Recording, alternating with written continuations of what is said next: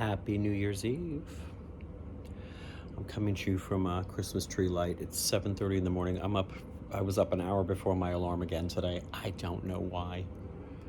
And here we go again with this. You have things to say? No, you don't? I thought you did. You sure? Oh, okay, that's what I thought. They just saw this act last week. We don't need to redo this one. Can I just talk now? Okay. I thought I would review my year. I'm sitting here looking at my still gorgeous but extremely dead Christmas tree. I usually take it down on New Year's Day. I don't think I'm going to this year. Yes, I know. I just said that. I think I'm gonna leave it up for a while because it's so beautiful, and I need the light and the bright. We'll see. I also have to talk to the stagehands today about if I can steal some plastic sheeting like a Dexter crime scene, because when I do take it down, I gotta just lay out the plastic, knock the thing down, wrap it up, tape it up, and drag it down the hall. So much fun. Not tomorrow. I have a matinee today to wrap up the year at ragtime. We have a show tomorrow night at 7. Okay, that's fine. I don't have to go anywhere near Times Square again. I went there yesterday and the day before at midday, and it was chaos, as expected. I'm listening to the sound of pigeons cooing on my terrace. I have surrendered also. Okay, you know what? I don't know why, of all the terraces at Manhattan Plaza, mine is one of the ones they cannot wait to come and visit. Visiting the terrace, walking around on the terrace, I don't care. It's the shitting on the terrace, and I surrender until spring. There is nothing I can do. Been sitting here reviewing my year, and the bottom line is everything in my life, and this has been 2025, let's not pretend, has been an exceptionally challenging year in the country and on this planet. But for me personally, it has been full of astounding gifts and blessings. So I've been, going over all of that.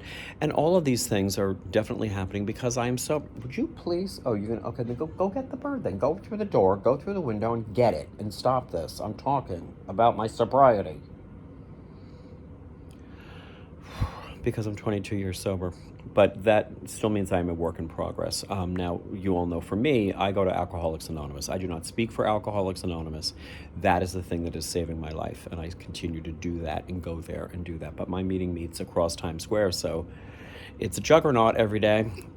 And I was remembering, because it's my anniversary month, meetings do an end of the month, usually anniversary celebration for people that got anniversaries that month, to talk about, thank you to the group, and this is how I've done it, and this is where I am now. And that's a wonderful, inspiring thing to hear from others, and to be able to share my own and thank that group that's been my home group forever. And I'm recalling would you please, we have pigeons, what?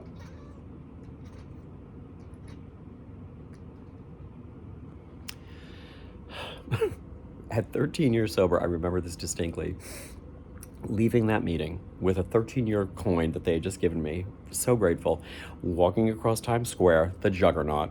I get over by the Marriott Marquis. It is raining, lightly. I've got an umbrella up. I'm just trying to hustle and get through. Coming out of the breezeway of the Marriott Marquis come 5 obviously Midwestern women. When you're a New Yorker, trust me, you can tell the tourists, and you can usually tell where they're from. 5 blondes, mothers and daughters. Let me do because I'm a snotty New Yorker. Let me get off my lap then. Let me do my snotty New Yorker accent of them for you. Walking in wall formation, a thing you do not do here. There they come, walking in wall formation. So here I come, right through the wall with my umbrella. And one of those poor unfortunate teenage girls made the mistake of saying to my back, "Well, excuse me." And I wheeled around, 13 years sober, coin in my pocket, and said, "Go back to your fucking cornfield."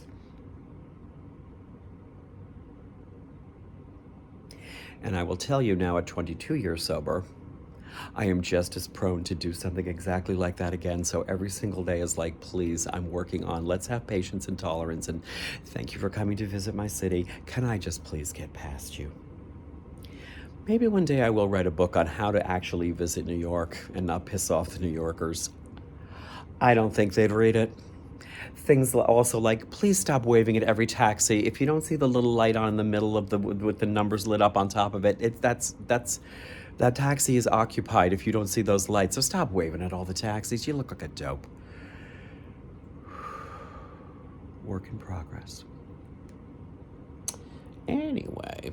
So this year, my God, 3 Broadway shows. The year started with wrapping up Back to the Future. We did one more week. I just went through my calendar.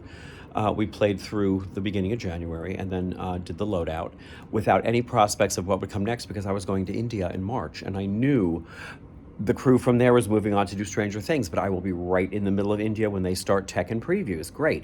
And my friend over here at that show, and my friend over here, I mean, a lot of supervisors I knew, like, great, what are you doing next? Meaning, I would love to offer you something. Well, I'll be in India from March. Oh. So the anxiety, which I've had a million times before, honeys, I've got 35 Broadway credits. It always works out. In early sobriety, I would always go to my meeting after a show closed and say, I'm never going to work again. And then 3 weeks later, go in and say, I got something. And everyone finally, I got enough of hearing, Billy, you always do this. So I don't do that anymore. But I will say, I sat here with mild anxiety doing my physical therapy for my knee that had been replaced in October. Anticipating India, but being like, I don't know what will happen when I get back, and I cannot get arrested before I leave. People knowing you're in the theater, you need extra hands right now. I'm sitting right here. Nothing. As it was meant to be. India was beyond my wildest dreams. Everything I'd hoped it would be and more. And I would go back, even today, I would go back and do every minute of that trip exactly the same with the same people in the same places. I would replay it from start to finish except the flights. Never again in economy to India. I will sell a kidney and move myself up to at least business class. Never again. Every single other thing about it I would do again. It was astounding. My relationship with Ganesha, my God, my love, my Ganesha, has just gotten deeper, and I still don't understand why I was called there. And I don't know that there's not a piece I'm writing about it. I stalled because I got back and have worked since, but there might still be a piece about that. I want to get back to that the next year. I want to write more about my India trip. It might just be a travel log that I'm just writing for myself, but I don't know. More will be revealed on Ganesha. What's up with this? I'm asking every day.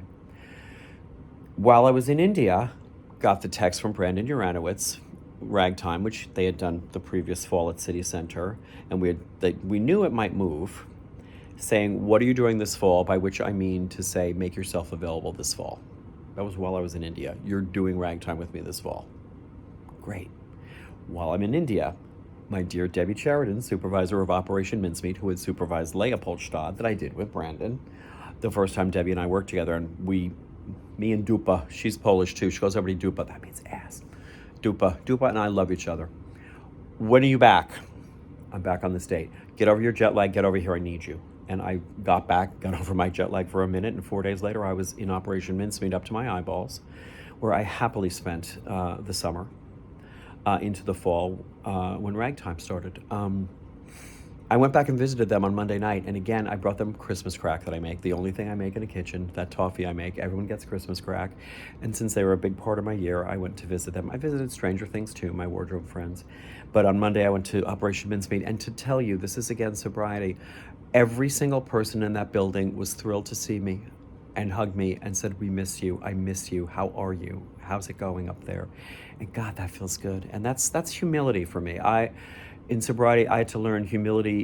Getting over my balloon-sized ego was easy to see and has taken work. But stepping up into what I am good at, things like this channel. You people like to hear me run my mouth. Okay, I'll do that. Doing the job I did for Debbie, what she needed me to do at Mincemeat. Okay, I can do that. I'm good at that. And she even said the other day, I miss you. I need you. I wish you were here. I'm not. But that felt really good. That's owning my gifts, and really showing up. And then from Mincemeat right to a week in Provincetown with the gals. So good. And then right into Ragtime, where I've been, and my foot getting all fucked up because of my knee, because of concrete floors, because of stomping all the way uptown to South Connecticut to go to work every day. And now that's also healed, and it's a good thing because my physical therapist is no longer going to take my insurance as of midnight tonight. So from here forward, it's going to be workers' comp or nothing. And as I've said before, honeys, if I start to bleed in this apartment, you'll see a blood trail to the nearest stage door I can find. I will stumble over the threshold and say, it happened here. Workers' comp can fix that. So, And now here we are at Ragtime, where I'm cruise directing and doing and just having a lovely experience with lovely people doing a very important show. And wow, that's a year. I'm so grateful for all of that. So, to you and yours, Happy New Year's. It's New Year, not New Year's. Again, this is our yearly review. It is called Happy New Year, not Happy New Year's. And also the ball drops in Times Square, because it was once the home of the New York Times, not Time Square, because TikTok midnight. Get it? Honey, last thing I'll say, just to make this lovely, lovely sentimental video gross. There are already people with a diaper on standing around in Times Square waiting for midnight tonight.